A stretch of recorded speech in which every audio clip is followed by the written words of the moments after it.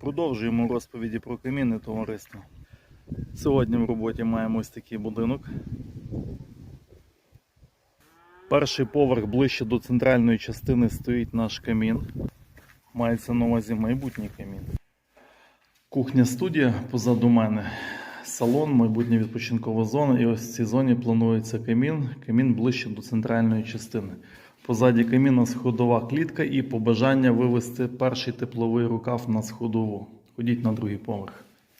Другий поверх, дві відпочинкових кімнати з лівої сторони, дві з правої сторони в зоні каміну.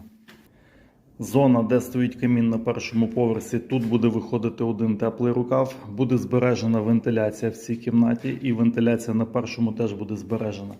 І три магістралі в одну кімнату, в другу кімнату і в третю кімнату з цієї сторони буде вихід.